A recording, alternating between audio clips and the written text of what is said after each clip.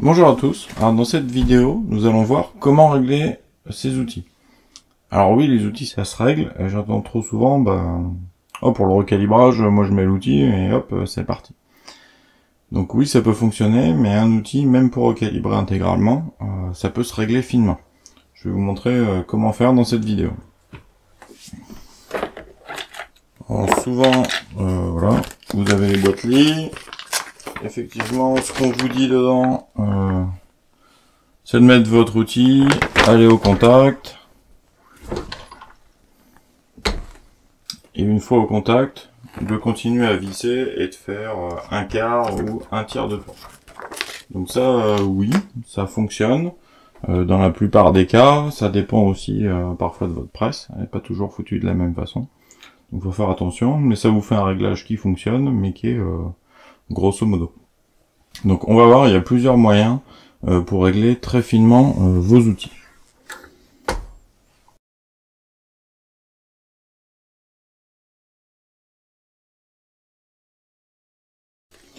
Donc les outils, surtout comme les lits ici, ont un filetage de 7/8 de pouce par 14.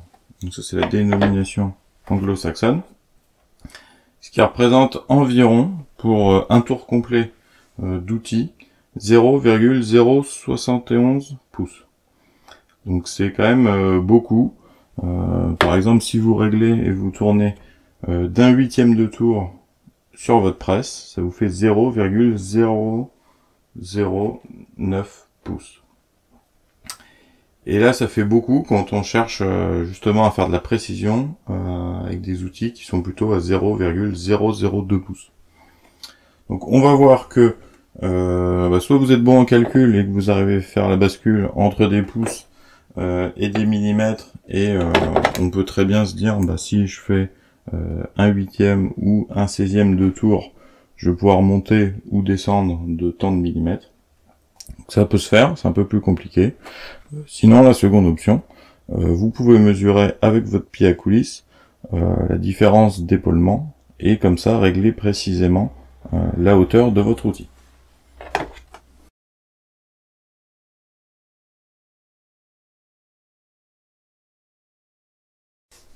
Donc déjà, on va installer l'outil comme recommandé sur le manuel. Donc, vous avez ici votre outil à recalibrer. Donc c'est celui-là, la plupart du temps, j'entends qu'il n'y a pas besoin de le régler. Il y a quand même besoin de le régler. Parce que votre outil, sur votre étui, si vous le réglez trop, il va venir et il se passera rien. Il recalibrera rien du tout. Mais si vous le serrez trop, déjà vous risquez d'abîmer votre outil, votre presse, et surtout, votre outil va venir complètement écraser et vous allez trop recalibrer.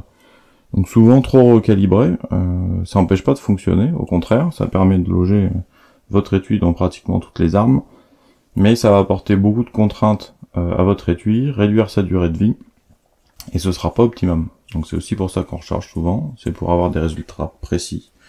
Donc on va régler l'outil précisément.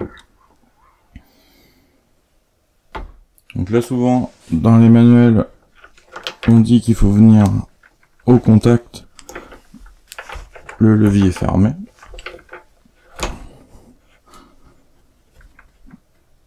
Donc là on vient embuter, toucher, on relève, et sur la plupart des outils ils conseillent un quart de tour, voire un tiers de tour. Donc moi j'aime bien me repérer par rapport au mes plats ici, et là je vais faire un quart de tour. Donc là on voit il y a contact et la presse n'est pas tout à fait enfoncée.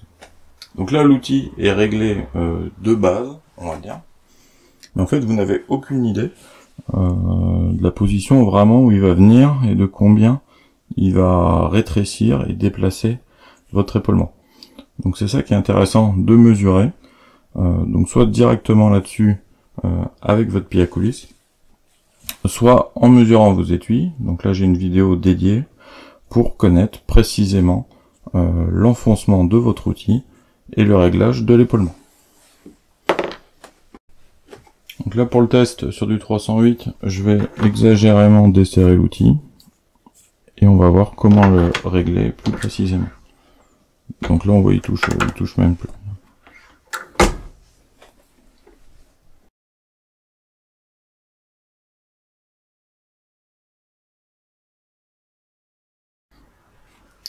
Donc pour mesurer mes épaulements, j'ai besoin d'un pied à coulisse, de l'outil, voilà par exemple c'est un Ornadi, et ici le body comparateur, donc ça vous permet de mesurer l'avancement de votre épaulement. Donc là on se met à 0, et deuxième chose, une fois que vous avez l'outil, il vous faut un étui tiré dans votre arme. Donc pourquoi tirer déjà dans votre arme? Parce qu'en gros, il a expansé, il a pris la forme de votre chambre. Donc on considère que c'est la taille maximum à ne pas dépasser pour pouvoir rentrer dans votre chambre. Donc là, c'est le D400 qui est conseillé pour le 308.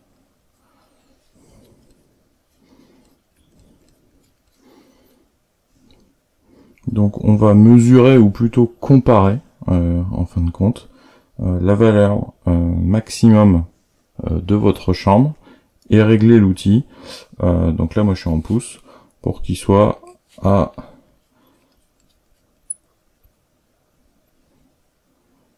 2 millièmes plus reculé.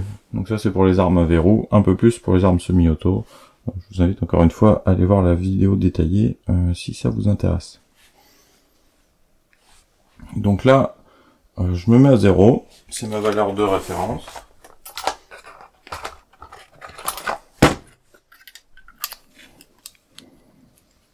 Vous voyez, donc là, je vérifie sur plusieurs cartouches que ce soit bon.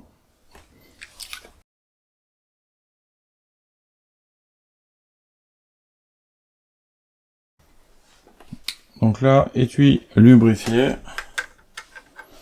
On vient le mettre à l'intérieur.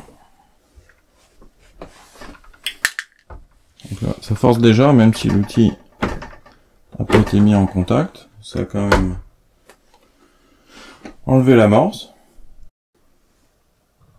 Et on voit forcément comme ça un tout petit peu forcé qu'on a commencé tout doucement à venir changer la valeur de l'épaulement.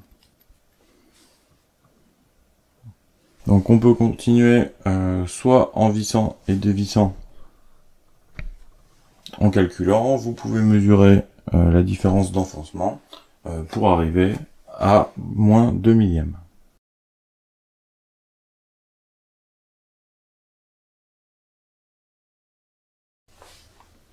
Donc là, par exemple, je suis arrivé à mes moins 2 millièmes, donc mon épaulement a bien descendu de 2 millièmes de pouce, c'est ce que je cherche, et on voit que ce réglage, en fait, correspond pile poil au moment où l'outil touche l'équivalent du shell holder.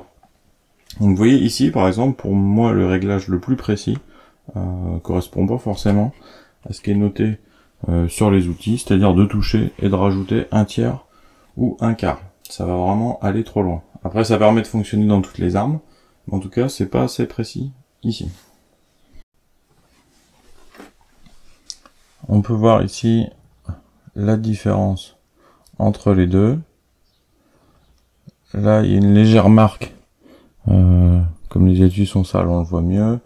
Une légère marque sur l'épaulement qui montre qu'il a été déplacé.